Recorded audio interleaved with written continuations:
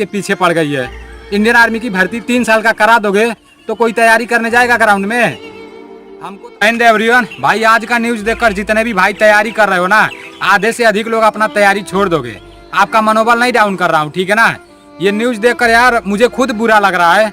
एक तो यार 2 साल से भर्ती का कुछ पता ठिकाना नहीं चल रहा है, और जो आंदोलन करने जा रहा है उसको गिरफ्तार करके अंदर डाल दे रहे हैं सब। उन लोगों को बोलने का भी अधिकार नहीं है। और दूसरा, इस न्यूज़पेपर में ये निकल रहा है कि अब आर्मी भर्ती 3 साल की कराई जाएगी। सिर्फ आर्मी भर्ती नहीं, इंडियन आर्मी की भर्ती भी, इंडियन एयरफोर्स की भर्ती भी और इंडियन नेवी की भर्ती भी।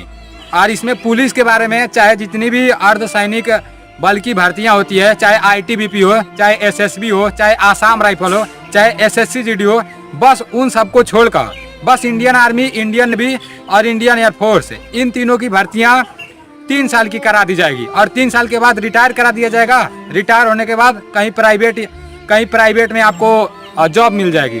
तो यार ये सब हो क्या रहा है? ये न्यूज़पेपर आप लोग खुद देखो यार, यहाँ पर लिखा है संविदा सैनिक सेना में 3 साल के लिए भर्ती होंगे युवा। अभी तक तो इंडियन आर्मी की भर्ती नहीं आ रही थी। अब लग रहा है ना, जितने लोग भी इंडियन आर्मी की तैयारी कर रहे हैं उन लोगों का सपना ही रह जाएगा।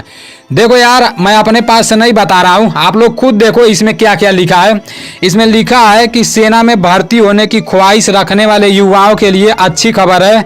सरकार अग्निपथ भर्ती प्रवेश योजना लागू करने जा रही है। इसके तहत तीनों सेनाओं में युवाओं को 3 साल के लिए सैनिक के रूप में भर्ती किया जाएगा। अब देखो, सिर्फ इंडियन आर्मी में ही नहीं, इंडियन नेवी में भी और इंडियन एयरफोर्स में भी यहाँ साफ साफ लिख दिया है कि तीनों सेनाओं में 3 साल के लिए भर्ती किया जाएगा।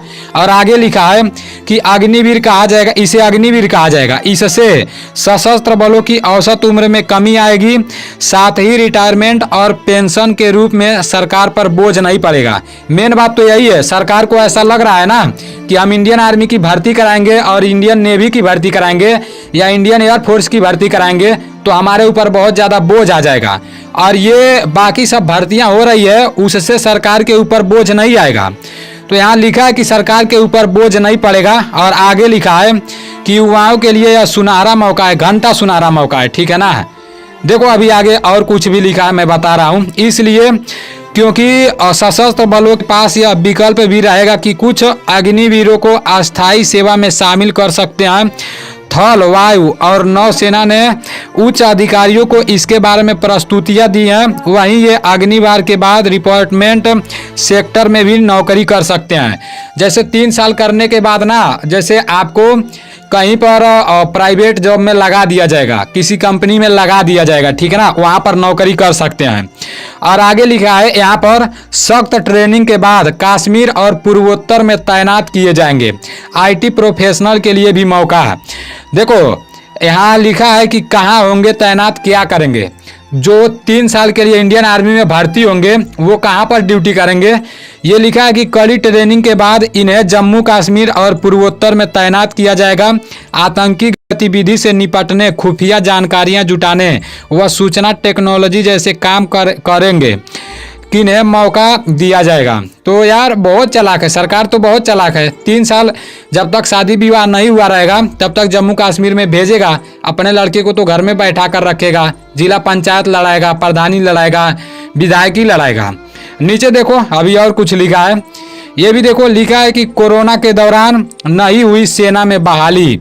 और लिखा है कोरोना महामारी के दौरान करीब 2 साल से सशस्त्र बलों सैनिकों की भर्ती नहीं हो पाई है। इससे तीनों सेनाओं में 1.25 लाख से अधिक पद खाली है। पता नहीं इंडियन आर्मी भर्ती को लेकर क्या षड्यंत्र चल रहा है। काफी दिनों से एक तो भर्ती नहीं आ रही है और इस न्यूज़पेपर में निकल रहा है कि 1.25 लाख पद खाली है। कहाँ खाली है? अगर खाली रहती तो इतना कोरोना है, कोरोना की वजह से आप लोग भर्ती नहीं करा रहे हो। सरकार से बस एक सवाल है कि बस ये हाथ गोड़ धोकर क्यों इंडियन आर्मी के पीछे पड़ गई है।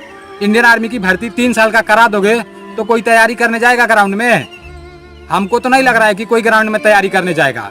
एक तो यार 5 साल यार दौड़ बनाओ, 5 से 6 साल, 10 साल यार तैयारी करो। 10 साल में तैयारी करके अगर भर्ती होंगे तो 3 साल के लिए भर्ती होंगे। वो भी 3 साल भर्ती कराओगे और ड्यूटी कराओगे जम्मू कश्मीर में आतंकवादियों से लड़ने के लिए। अपने लड़के को भेजो ना तैयारी करने के लिए, उसके बाद से पता चल जाएगा, ठीक है ना। अभी यार जब ऐसा है डिफेंस लाइन से सरकार को बजट कम देनी पड़ेगी तो फिर एसएससी-जीडी का कम करा दो ना, यूपीपी का कम करा दो। उसमें सैलरी नहीं देते हो, या उसमें मेहनत, उसमें यार मैं क्या बताऊं, आप लोग खुद कमेंट करके बताओ आखिर ये सब हो क्या रहा है। यार कितना भी बहुत सारा भर्ती निकलता है, एसएससीजीडी में बहुत सारा ट्रेड आता है, आईटीबीपी आता है, एसएसबी आता है, यार मैं क्या बताऊं, लेकिन उसमें कुछ भी नहीं हो रहा है।